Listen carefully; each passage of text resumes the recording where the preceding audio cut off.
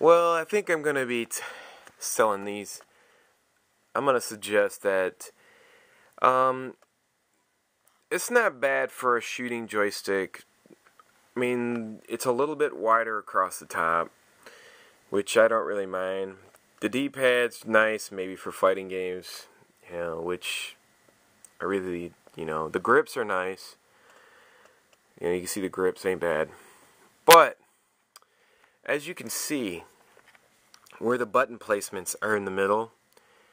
Now, if you leave this button at default, then, for example, whatever that button is on Combat 2, let's say, for example, whether Combat 1 or 2, same thing.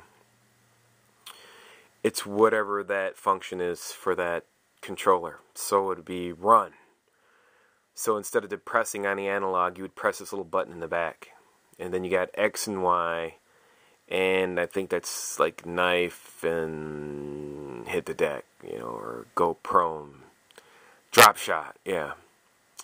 And then the other buttons is like change your weapon and reload, and the default is knife. Yeah, that's the other combat button. There's 2 combat buttons in the back, and they're already pre-programmed. You can't program them yourself. You just switch them to whatever you want. There's X and Y, and then there's A and B on the other side. Now, I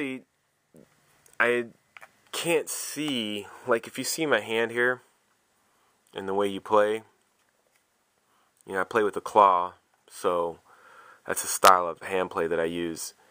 And really, you see where my finger is at. You can't, you see how far my hand has to come off, and I only have one finger to hold the joystick. So I'm going to lose stability if I'm going to try to use this button or incorporate it. I just played for about a couple hours with it. So I don't like that. What they should have did is they ergonomically should have put the button right where your finger is at.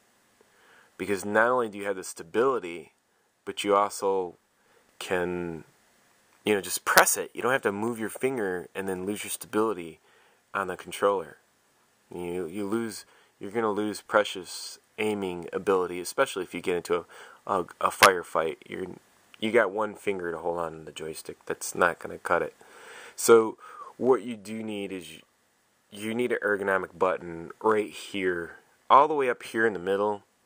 Just not the right place for this button. Other than that, what I also didn't like about this is, they try to put in fancy green lights inside there where I showed it earlier.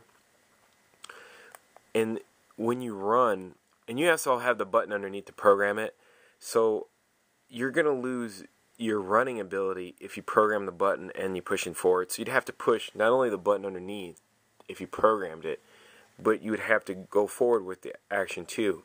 And the running action on the Modern Warfare joystick should all be in one. And the thing that I don't like about this controller compared to the original Xbox controller is that the depression on the analog, when you go forward, you can't even hear it. So if you're, this game is basically run and gun. And if you can't even depress the analog button to run, and there's no point of having 2 buttons to run when you can do it all in one motion, that is like a lost cause. I don't understand that. Why would you have a run button underneath and then take one complete motion and split it into 2 motions and lose the stability, and also not even have the depression in the analog stick? This is the old joystick, but you could see how much easier it is. Well, on my new one it is. This one I ran into. Yeah. You can actually hear the definition in the controller when you want to run forward. Now this controller is old, beat up. I don't use that one. I just bought a new one. But you get the idea. This one is brand new. And you hear no... you're going to break your thumb. It's just, there's no play in that, which is horrible. And really, to split up the button between running, there's no point. The only thing that this is good for back here is drop shot. That's it. And really, you can get so much more if you just paid your own money. What I do like though is these little flat buttons right here for shooting. They're a lot flatter, which gives you more control and feel for aiming versus, well, when you're using the Xbox controller, they're more rounded, so your hand can slip off, which, you know, I mean, that's not really a big deal. But the main point is that you're not really gaining nothing on this joystick, because I mean, you're losing your stability when you have to use your finger for an extra button. I mean, you see it right there. I mean, you want to zoom in and try to go down on somebody at the same time. Those are important things. You can't have those both on the same side. I mean, that's not going to work. If anything, they should have switched those. These should have switched the X and the A and the B around on the back of the madcatz. So my suggestion, and what I'm going to do with this, and you get this little box too with it, you know, that little fancy box that it goes into. I mean, I guess if you want to put that in there, you could put it in there, a little fancy box. It has a little controller for your headset. But overall, I'm going to say a no-go on this. If you think you're going to get some type of advantage over somebody, you're really not. I mean, the regular Xbox controller is much better because, for one, it's more compact.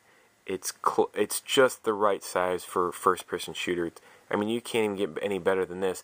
Other than the fact is, if you took these buttons and then put them like right here, maybe, like if you put the drop shot right here and maybe a knife over here where my pinky's at, that would be sick. Because then there would be, not only would you wouldn't lose your stability, but you would have the button control. This controller, I mean, the analog stick is going to die on you so fast, and these analog sticks are going to die on you. It's not I mean, they're pretty good aiming, and don't get me wrong, but the running and having the running on the back at the same time, I mean, you can switch to something else, but there's no point in it. And really, that should be like a main thing in the controller. And but that's it. So I'm probably going to take this little controller, stick it in a box, and when I go to midnight release, I'm gonna sell it to somebody for $40 in line, and I'm sure somebody, when they see that Modern Warfare 2 across the top of that and it's black, they'll buy it. You know, my excuse will be, yeah, I bought 2 of them. I like mine. It's great. And my brother, he just not feeling it. But you know, I don't know. I just I'm not, you know. Overall, the design is nice. It feels great. It's got a little leathery stuff on it, and it looks like a kind of a clothy cord around the back, and you know. But for the main purpose of what it's supposed to do, it's missing too much of the essentials. And then if you're adding stuff on it and you're buying an aftermarket controller, I mean, that is the most important thing, is the run. If you can't depress it and there's no play in it, I mean, this controller is like 2 years old, and there's way more push and run on that. I mean, you can tell when you dip and move. You can't do that with this controller. Plus, you're splitting up the action for that. And there's really no purpose for the buttons in the back because they're not ergonomically correct. I mean, they should, like I said, they should be down here, not in the middle. You can't even fucking get to them. It's fucking pointless. Anyways, alright, it's your boy f2st. Peace out.